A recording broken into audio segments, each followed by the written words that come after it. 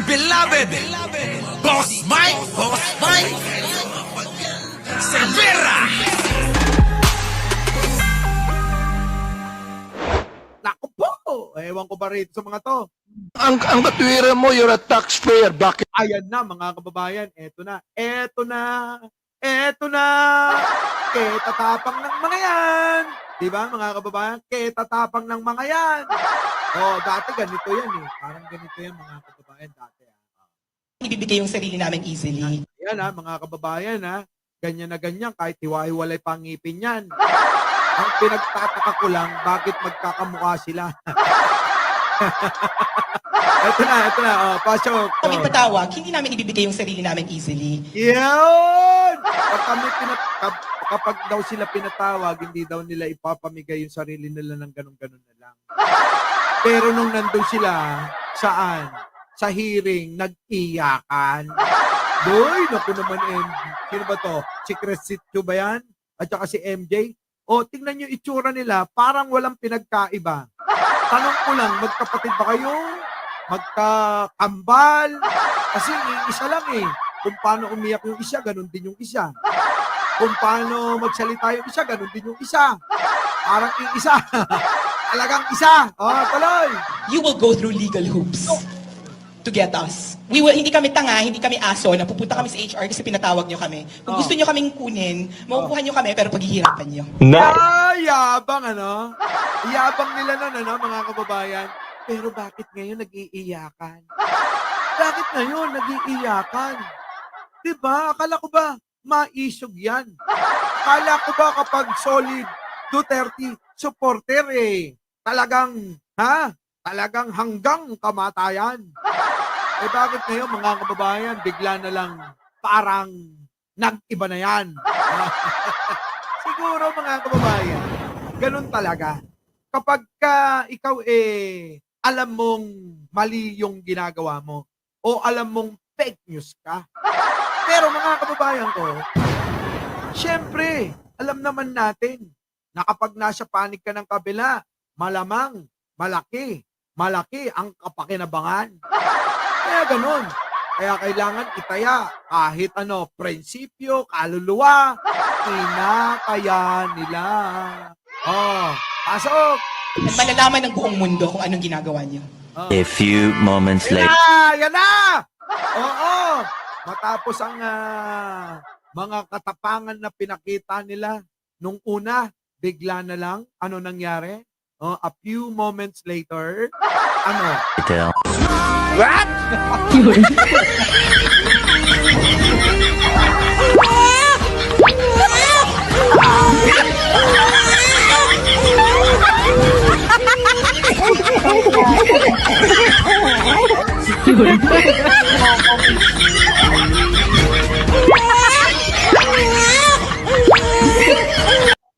Ba't nag-iiyakan sila? Di ba mga kababayan? Bakit nag-iiyakan kayo?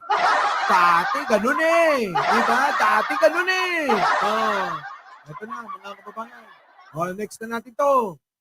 Ang pag-iyak ko at Ayan na, umiyak talaga mga kababayan Sabi ko naman sa inyo, iyakin sila Bakit ka umiyak? Paki-explain naman. Kasi maraming natatawa sa'yo rito. Dati kasi ang tapang-tapang mo. Tapos biglang biglang nag-iyakan bigla yun pong pag-iyak ko at yung walang atid na pag-apologize ko Ayun na. is coming from the fact na dahil ayoko pong makontempt, ayoko pong ma-detain. Akala ko ba matatapang kayo? Sa ngalan ng prinsipyo, kahit saan nyo kami dalhin. Oo, di ba? Ngayon, iba na mga kababayan.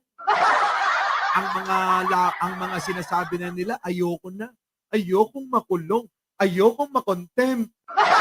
Putik na yan. Nasaan ang katapangan? Pag ako ninyong inimbitahan, handa akong makulong dyan. Oo.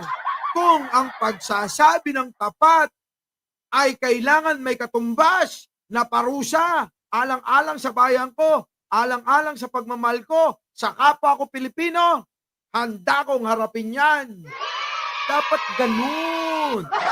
Kasi bibilip sa iyo yung mga tao.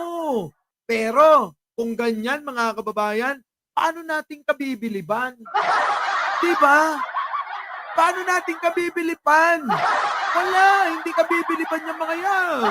Oh, nasira tuloy yung kanilang yung mga banat pa, maisog. Wala. Eto na. Dahil may dalawa po akong nasa critical condition na nanay at Ay, dali. Bakit ikaw lang ba ang anak? Tanong ko lang mga kababayan. Yung kanyang dahilan mga kababayan, napakasimpleng solusyonan.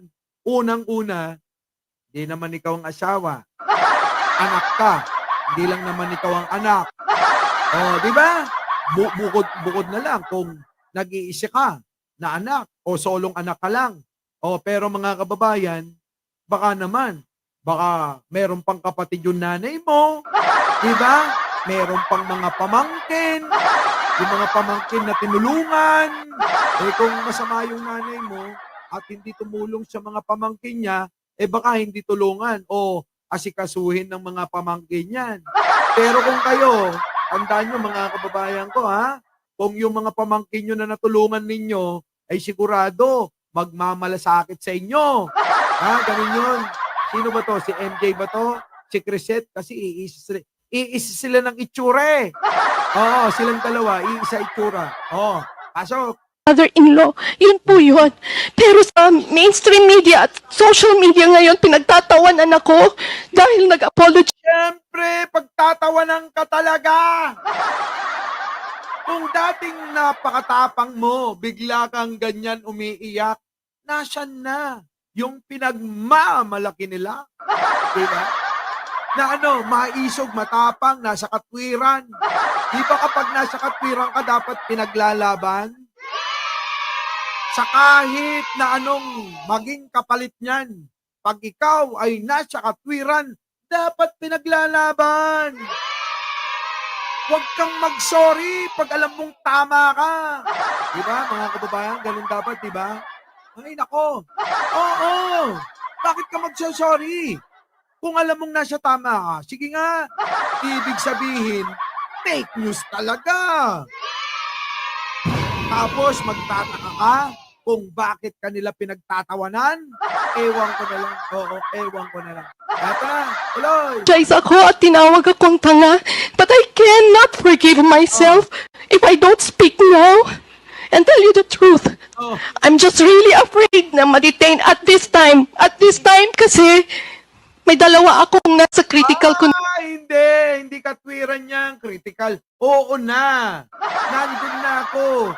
Pero hindi lang naman ikaw ang siguradong kakilala, kamag-anak, kapatid, anak. Diba mga kababayan? Simple lang yan. Napakasimple lang yan. Yung iyak mo na yan, sa totoo lang, baliwala yan. Kung ang kapalit niyan yung mga pinagsasabi mo na yan, ako, mga kababayan ko, sa dami mong sinira na isipan, sa dami nyong nilokong taong bayan, sa dami nyong sinirang isipan ng mga Pilipino, yan lang ikakatwiran, palusot lang yan. Tuloy. Condition na naka-bedridden na nanay at mother-in-law na nasa late stage na anytime. Ay, nako. Lagi na lang kayo basta DDS, madrama. Di po ba mga kababayan? Parang si Bongo, parang si Bato, parang si Sara, parang si Digong, parang si Hanilet, parang si Ipe. Anak ng pating mga kababayan, iisa sila ng lakad Puro drama itong mga kampo ni Digong. Ayan tuloy. Nakarma kayo. Kanya-kanya na sila mga kababayan. Nag-aaway-away na. Parang si Sara. At saka sino? Si Rocky. O, kita nyo. Initsapera. Initsapera mga kababayan. Di ba? Aloy. They die. I don't want to be detained and wala ako sa tabi niya. Ayun lang po, Mr. Chair. Miss MJ. Kaya na! Yung dahil drama-drama mo may iiyak na si Abante. sa sobrang drama nila si Abante, parang baliwala lang no? Tuloy. At this point in time, this committee has not has no plans of detaining you. Was there a motion? There was no motion. Oo So, nga, eh! Wala palang nagmo-motion eh. Inuunahan nyo lang eh. Para ano, kaawaan kayo ng tao. Sasabihin nila, oh, mag-people power na kayo kasi inaapi ako rito. Wala na nga sila. Nasaan na? Nasaan na ngayon ang mga DDS? Paki-explain. Sige nga. Wala na mga kababayan eh. Wala nang DDS ngayon. Oh, meron pa bang nagpo-post dyan? Oh, sige, gusto nyo masampulan. Wala na. Wala naman palang may gustong i-contempt kayo. Eh, drama kayo ng drama. Oh, sige, tuloy. Miss MJ, at this point in time, this committee has no plans of detaining you. Was there a motion? There was no motion. So we will proceed with the next interpellation. Yeah, kita mo, nilagpasan ka. Sabi ni Congressman, oh. Oy, Miss MJ, walang nagsabing i-contempt ka. Oh, di ba? Kaya yung mga ginagawa mo na yan, lagpasan na natin yan. Solohin mo! eh, Miss MJ, solohin mo yung nararamdaman mo. Wala silang pakialam. Wala namang makukontempt dyan. Magsabi ka lang ng totoo. Tapos na yun. Di ba? Ganun lang eh. Oh, next natin. Si Abante na mga kababayan. Oh, pasok natin. Eto na. Mo sa akin, di taxpayers? Sir, hindi naman po kayo yung Yan na nga ba sinasabi ko, MJ eh. Sino man to si MJ? Si Crisette. Oh.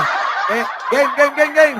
Sir, Ang katwiran mo, you're a taxpayer. Bakit? Anong palagay mo sa akin, di taxpayers? Oo nga. Sir, hindi naman po kayo yung sinasabihan ko ng tanga, Mr. Chair. Kaya It tinatanong was the kita, Mr. process Chair. of distribution. Yan na. Kasi ang hilig nyo magmura. Ang hilig nyo magsalita ng kung ano-ano. Tapos kapag binalikan kayo, pa-victim kayo. Di ba mga kababayan? Kilala nyo ako. Ha? Never akong dating nagmumura. Sasabi ng kung ano-ano. Di ba? Pero yung sinasabi kong mangmang, tanga, at saka bobo, totoo yun para sa kanila. Pero ginagawa natin yun dahil ganun talaga sila. Ang hirap makipaglaban kapag puro kabutihan lang ang ibabala. Kaya kailangan mga kababayan, yung laban natin sa pagsasalita, kailangan may kasama ring may kasama ring tae. Ay, sorry naman ho siya nagagahan, nagapunan at nanangalian dyan. Oo. Diba? Kailangan ganun eh. O kita nyo, anong ginawa ng mga DDS? Puro pambabalahura ang mga bunganga. Eh, hindi naman natin yung ginagawa. Kaya lang matututo ka talaga. Bakit? Kapag nilabanan mo ng puro salitang kabutihan at babasahan mo ng bersikulo at kapitulo, naku, hindi ubra yan mga kababayan. Hindi paniniwalaan ng mga tao. Sasabihin nila, mag-pastor ka na lang. Sabihin pa sa'yo ng mga tao, mag-pastor ka na lang. Diba? Oh, eto na. Oh. Mr. Chair, tinatanong kita kung saan mo kinuha ito. Sa news mo lang pala kinuha eh. Wala kang documents. You cannot even tell me if you're telling facts or truth. Yan na nga ba sinasabi ko, Congressman Abante. Ganyan sila kahit na walang dokumento, kahit na walang pinapakita, sige lang na sige. Kaya nga tayo mga kababayan, nakasagot na lang sa mga nilalabas nila eh. Diba? Wala na tayong wala na tayong wala na tayong magagawa dyan kundi sagutin lahat yung fake news nila. Oo, yun po yung versikulo at kapitulo. Yan lang, ang babasahin mo, hindi uubra sa mga to. Kailangan ng asin, betchin, at saka yung holy water. Kailangan sinasabuyan to ng mga asin, betchin, paminta. Oo, para maging adobo na yan. Lagyan yung toyo, tsaka suka. Suka. Diba? Oo. Uubra ba yung gamit lang natin versikulo at kapitulo? Malabo yan. Sir, nasa news po kasi sasabihin na mo, tanga ang mag-uutang tayo. gobyerno. My goodness, mo sabihin, you're going tama na yung panggisa. Ginisa na nga ng Kongreso eh, no? Ha? GB, ano ginigisa na ng Kongreso? Tuloy. Going to base your statement, tanga ang gobyerno, sa news na nabasa mo, Mr. Chair, and then you... Wala namang sinabi ang mga news niyan. Sasabihin ng mga mainstream, tanga. Ay, walang ganon. Ito naman si MJ eh. Nag-iimbento ka ng salita. Hindi ginagamit ng mga taga-mainstream yan. Kailan kayo nakakita? Nagsalita. Ha? Siguro meron na pangilan-ngilan. Pero hindi dapat ginagawa ng mga taga-mainstream yung magsabi ng tanga. Di ba? Walang ganon. Si Gadon lang yun. Bobo, sasabihan ka. Di ba? Tuloy. Tell me you're a journalist, and you're telling me that you're speaking the truth? Oo nga. Mr. Chair, respectfully po, those are my feelings. Kasi binamigay natin yung pera sa Therefore, APAP. if that's your feeling, Mr. Chair, Feeling mo lang pala, wala pala kayong ebidensya eh. Yan ang sinasabi ko. Daldal kayo ng daldal, wala kayong ebidensya. Pwede ba yun? Pakiramdam nyo lang. So, ibig nyo sabihin, pakiramdam nyo lang ang mahalaga. Yung pakiramdam ng ibang tao tulad ni Abante at mga kongresista, sama nyo na si Speaker. Wala sila? Ha? Dapat bawal sila? Kayo lang, yung pakiramdam nyo lang at pakiramdam ni Digong ang mahalaga. Pakiramdam ni Ipe at saka ni Hanilet. Di ba? Diyan na si Ballpoint man. Sige nga! Kita mo ba yung shot ko, Ballpoint man? Nakipag-meeting ako doon. Sa Malacanang buwan. Sa Malacanang buwan ako nakapag-meeting. Kaya ganito suot ko. Kausap ko si Manong Bongbong. Eto na! Pasok! I demand that you apologize to this committee. I will apologize, Mr. Chair. Ay! Ang bilis! Ang bilis, Sabi ni Abante, kailangan mo humingi ng paumanhin sa committee na to. Ay, nako. Ayan. I apologize, Mr. Chair. Wala na. Hindi man lang pinaglaban kahit nakaparanggot. Di ba? Dapat, kung ikaw maisog, kung ikaw ay nasa tama, kahit man lang. Huwag mo sasabihin napilitan. Di ba? Kung sasabihin mong napilitan ka, hindi na kami maniniwala. Isang salita lang ni Abante. Umamin ka na. Sinabi niya lang na humingi ka ng paumanhin. Hingi agad. Tapos aaminin mong fake news ka. Ay, na. For my bad words or for... I apologize for my bad words, sir. I apologize for saying the word tanga in my post. Maraming salamat, Mr. Chair, for admitting that, no? Siguro naman, makikita mo naman ang gobyerno, sasabihin mo mga tanga kami, siguro, pinapalagay mo, alam mo sa akin, Umiiyak na! Umiiyak na siya!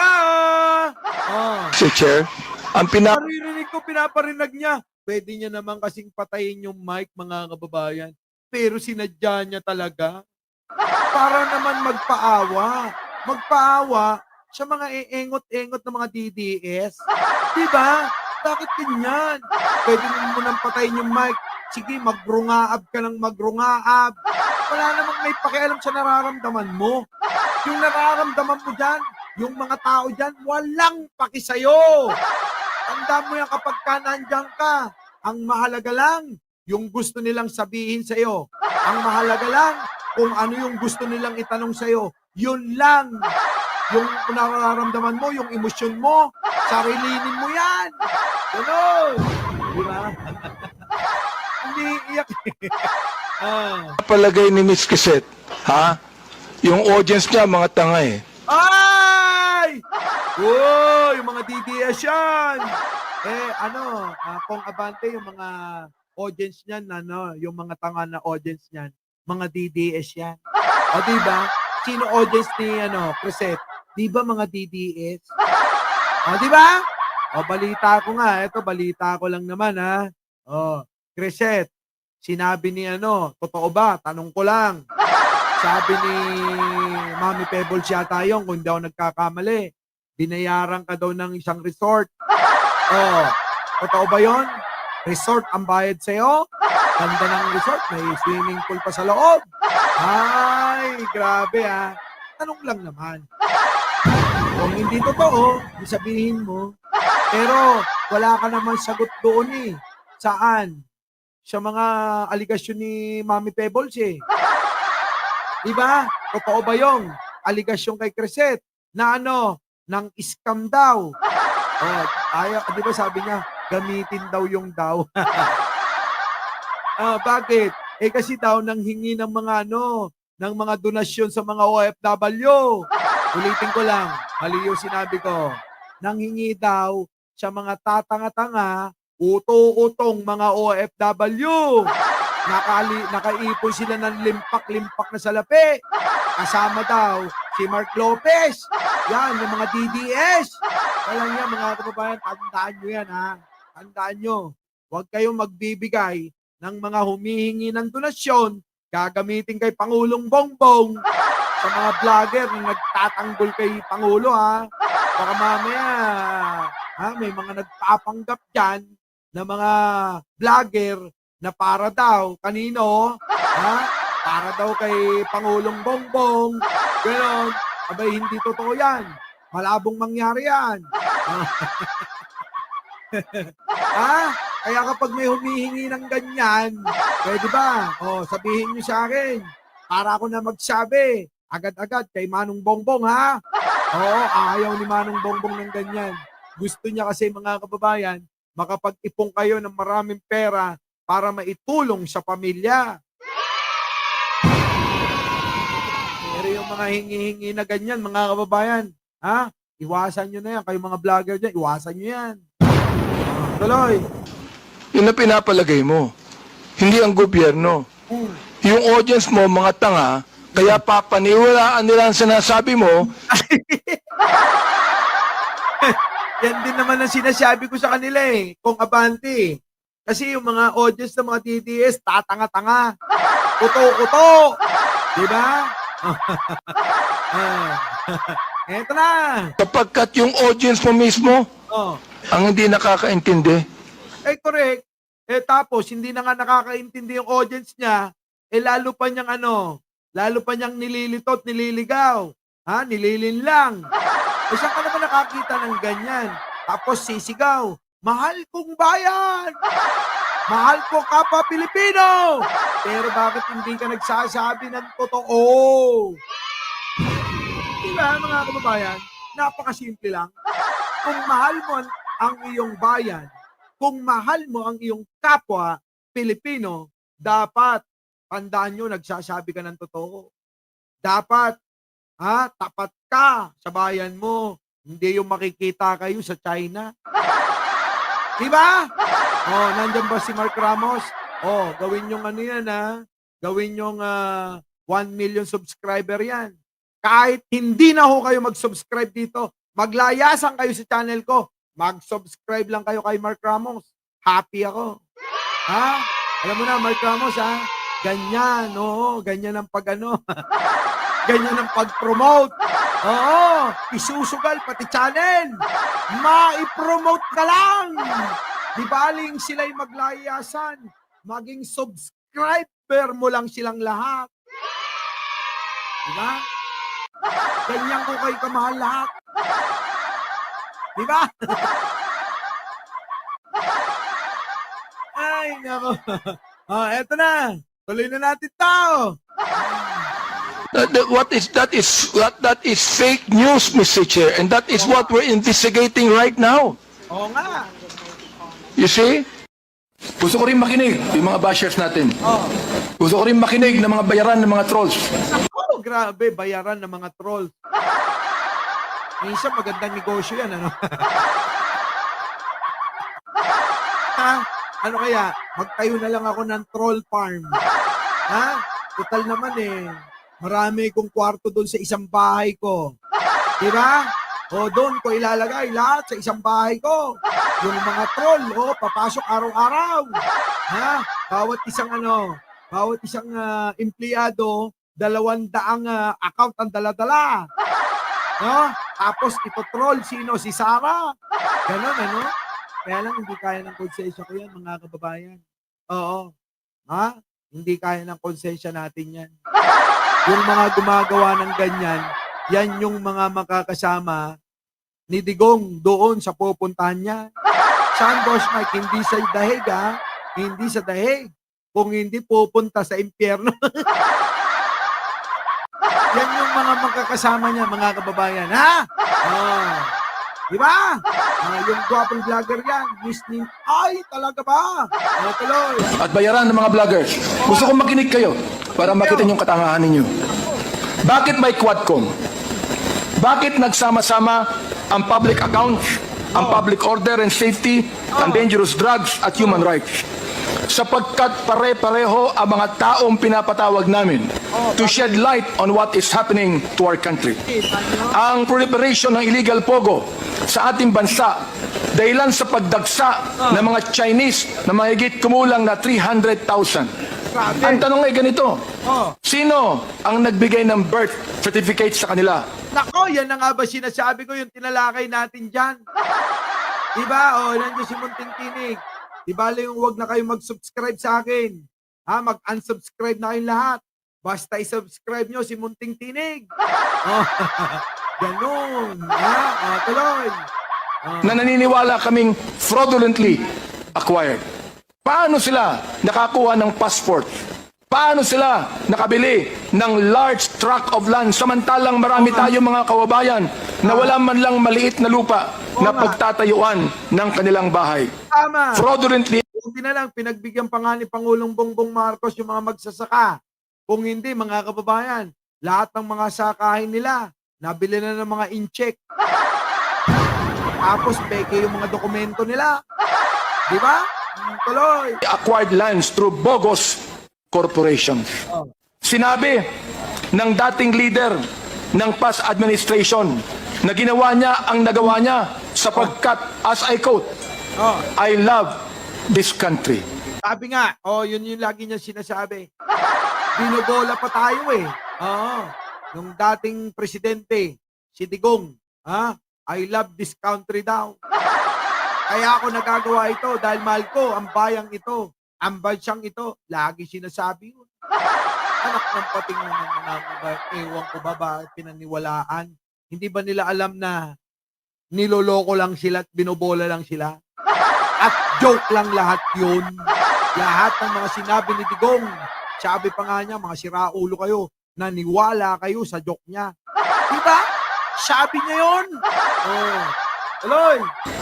Billions of pogo money exchanged hands between these Chinese and some high public officials in the past administration.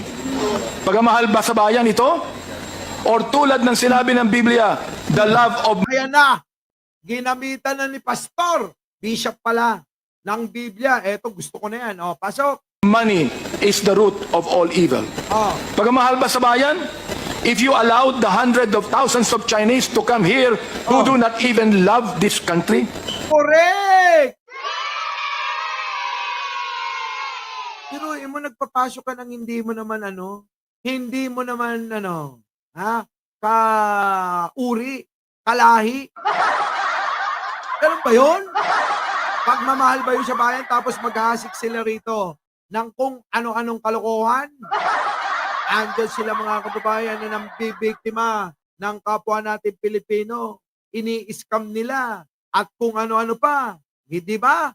Pinamugaran nilang bansang ito nung panahon ni Digong ng mga pogo na mga scammer. Kita niyo mga kababayan ko. Tapos sasabihin nyo, mahal yung bayan. Puro kayo mahal na mahal ang bayan. Parang ito lang yung mga kababayan eh. Galit kami sa adik. Galit kami sa rapist. Rapist sila. Mga na-rape ng mga adik. Galit kami sa adik. Pinagtatanggol yung adik. Putik na yan. Mga kababayan. Ang daw niya, bakit yung pinagtatanggol yung adik? Dahil nang re-rape. Bakit sige buloy? Pinagtatanggol nyo. Kinakampanyo nyo pa. Anak ng pating talaga kayo. Kakaiba.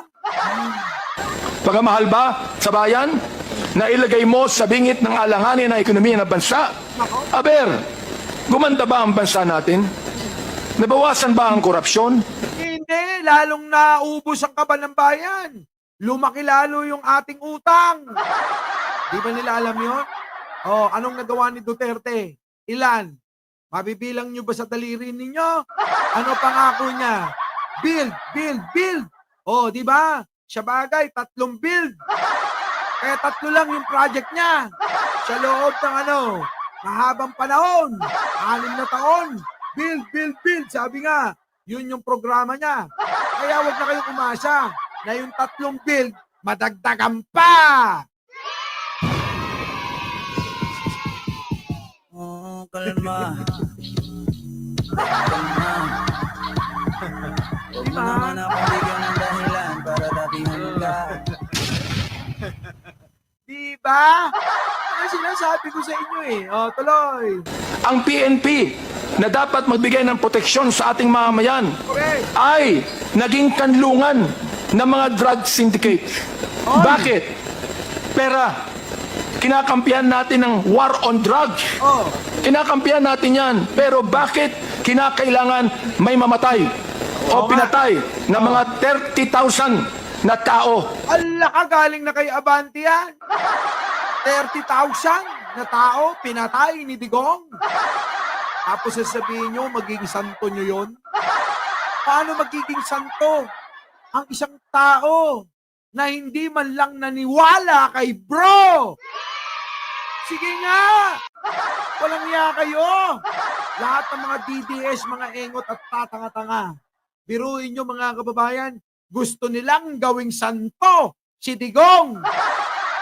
Pwede bang maging santo yung hindi naniniwala kay bro? Nagpating kayo. Nakakita na. Tatawa na lang talaga ako sa kanila eh. Tuloy. Na ang karamihan yan ay mistaken identity. Totoo yun, mistaken identity na pagkamalan lang. Tapos sasabihin nyo, pati nagpagkamalan, addict yan. Tandaan nyo to mga DDS, pinalulusot nyo lang si Digong sa kawalang yaan. Pero, yung mga biktima na napagkamalan, bakit nyo sinasama? Hindi lahat ng namatay sa war on drugs ni Digong ay totoong mga adik at may mga kaso ng pagpatay at panggagahasa na tulad ng sinasabi nyo. Di mo ba? Kasi nilalahat nila. Lahat ng mga adik rapist. Lahat ng mga adik mamamatay tao. Hindi lahat.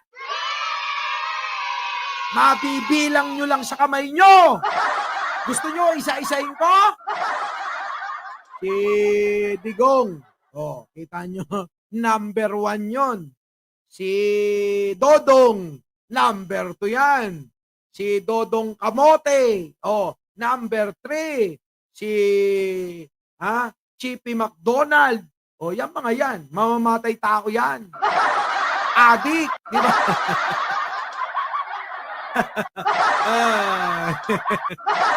Ito na. Pasok. Na ang iba ay mga bata. Ang sabi ng isang senador na nakaupo na dating PNP Director General, collateral damage. Hindi collateral damage tawag dyan. Sapagkat kung naiwasan ni Pangulong Bongbong Marcos na labanan ng droga na walang dumadanak ng dugo, bakit hindi nagawa ni Digong? Bakit kanyo? Kasi mga kababayan, kailangan gawin ni Digong yun para takutin ang mga kalaban. Kalaban sa negosyo ng droga, kalaban sa politika, at kalaban sa mga babae niya.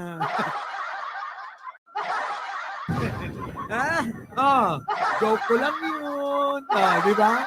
Mga kababayan, ganun na ganun. Tuloy. Collateral damage lang ba ang pagpatay? Oo nga. Yan ang gusto kong sagutin. Oo nga, sagutin niyo yan. Kung collateral damage lang ang pagpatay. Hindi yan po pwedeng ganun. Tawagin yung collateral damage yung mga buhay ng mga inosenteng mamamayang Pilipino na sila mismo naghalal sa inyo. Diba, mga kababayan? Turuin mo, mga kababayan. Mga mahihinang Pilipino, mahihirap na Pilipino, mismong naghalal sa inyo yan. Digong umasa sa'yo na sana maiangat mo buhay nila. Pero hindi ganun na nangyari. Anong ginawa mo? Inangat mo kaluluwa nila. Iniwan yung katawan nila. Umangat ang kaluluwa. Ha? Di ba? Oh, tuloy.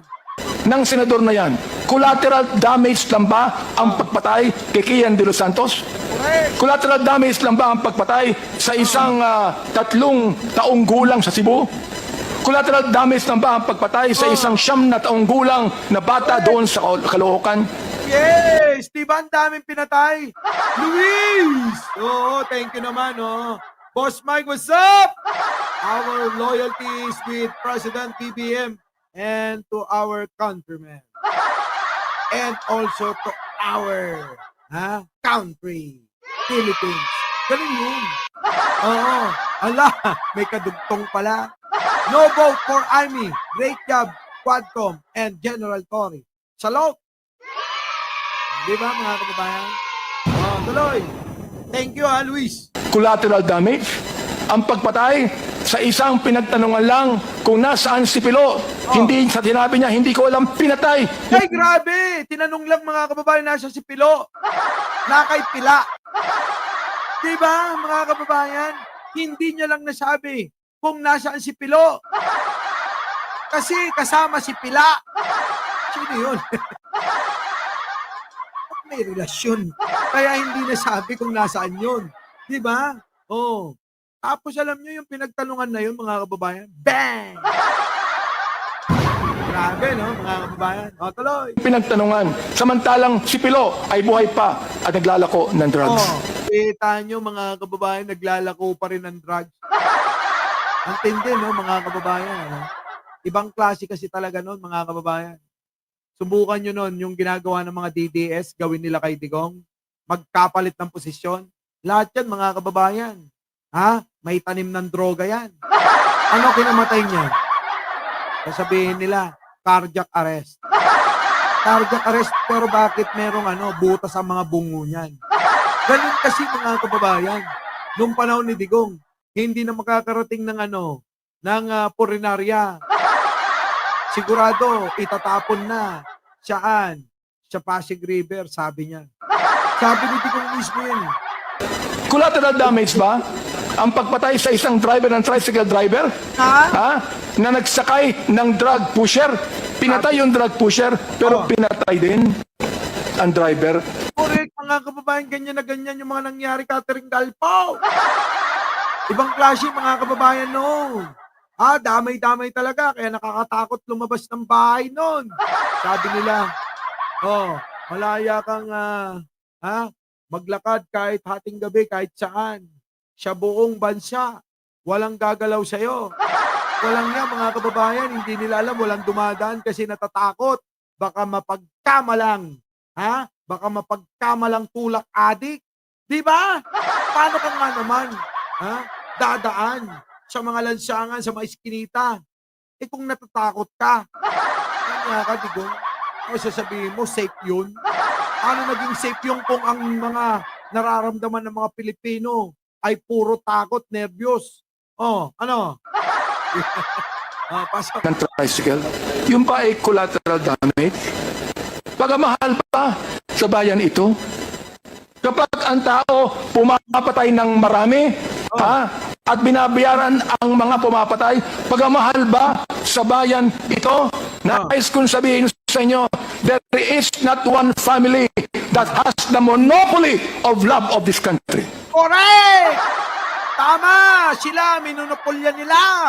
Family Chabs, bakit ngayon ka lang dito sa channel ko? Ang tagal mong nawala, agragsak tayo amin, baro, Pilipinas, no more killing. Oo! Sabi rito ni Family Chabs, magsaya tayong lahat sa bagong Pilipinas. Wala na daw, patayan. Diba? Ay, tuloy. There are almost 120 million Filipinos and most of these Filipinos love their country. Correct. Kasama tayong lahat doon. Mahal natin tong bayan na to. Mahal natin ang mga kababayan natin Pilipino.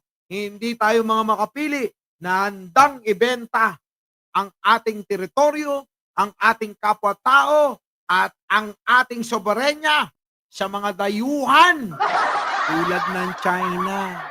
Na minsan, ibinenta ni Digong ang ating mga teritoryo dyan at kinakampihan ng mga hunghang na mga DDS na mga bayaran para ipagtanggol ang kanilang puon na gagawing santo kahit walang takot kay bro. Diba, mga kababayan? Tama ba? Tuloy! Ayaw natin na mayroon lang isang pamilya na magsasabi na sila ang nagmamahal sa bansang ito. Lahat tayo mga kababayan nagmamahal, pwera na lang sa mga DDS na yan. Kung mahal nila kung mahal ng mga DDS ang bansang ito, mahal tayo, kapwa Pilipino, hindi makikipagkutsabaan yan sa mga Chino. Tandaan nyo yan.